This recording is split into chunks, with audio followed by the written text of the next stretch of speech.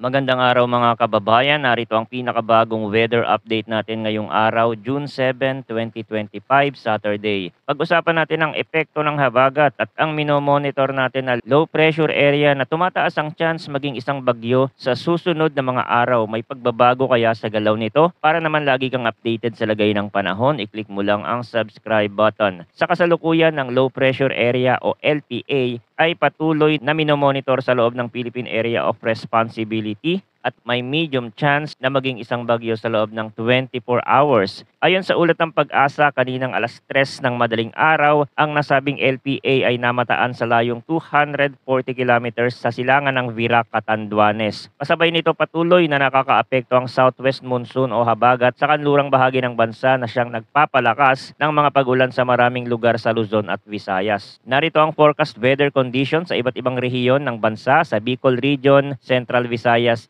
Eastern Visayas, Northern Mindanao, Caraga, Davao Region, Aurora at Quezon. Asahan ang maulap na kalangitan na may kasamang kalat-kalat na pag-ulan na dulot ng LPA. Ang mga lugar na ito ay posibleng makaranas ng flash floods o landslide dahil sa katamtaman hanggang sa malalakas na pag-ulan. Sa Metro Manila, Mimaropa, natitirang bahagi ng Central Luzon, Calabarzon at nalalabing bahagi ng Visayas at Mindanao makakaranas din ng maulap na kalangitan na may kalat-kalat na pag-ulan at thunderstorm na dulot naman ng habagat. May banta rin dito ng pagbaha at pagguho ng lupa. Sa Ilocos Region, inaasahan ng bahagyang maulap hanggang sa maulap na papawirin na may mga kaunting pag-ulan. Bagamat panandalian, may posibilidad pa rin ng pagbaha o landslide kung maging malalakas ang thunderstorm. Para sa nalalabing bahagi ng Luzon, asahan ang ganito ring kondisyon ng panahon dahil sa localized thunderstorm. Kaugnay nito, naglabas ang Pag-asa ng weather advisory ngayong June 7 para sa low pressure area at southwest monsoon. Narito ang heavy rainfall outlook para sa mga susunod na araw. Ngayong araw, inaasahan ang mga lugar na nasa ilalim ng yellow warning, 50 to 100 millimeters rainfall ang Quezon, Camarines Norte, Camarines Sur, Catanduanes, Albay, Sorsogon, Masbate, Northern Samar, Eastern Samar, Batangas, Occidental Mindoro, Palawan, Antique, Iloilo, Guimaras, Negros Occidental, Negros Oriental at Zamboanga del Norte. Bukas, Linggo, June 8, nasa yellow warning pa din ang Quezon, Camarines Norte, Camarines Sur, Catanduanes, Albay, Sorsogon, Masbate, Northern Samar, Zambales, Bataan, Cavite, Batangas, Antique, Iloilo, Guimaras, Negros Occidental, Negros Oriental at Zamboanga del Norte. Habang nasa orange warning naman ang Palawan at Occidental Mindoro na ang ulan na pwedeng maranasan ay maglalaro sa 100 to 200 millimeters. Sa Lunes, June 9, nasa yellow warning pa din ang Camarines Norte, Camarines Sur, Catanduanes, Albay, Sorsogon, Masbate, Northern Samar, Zambales, Bataan, Cavite, Batangas, Romblon, Antique, Aklan, Iloilo, Capiz, Guimaras, Negros Occidental, Negros Oriental at Zamboanga del Norte. Habang orange warning ang Palawan at Occidental Mindoro.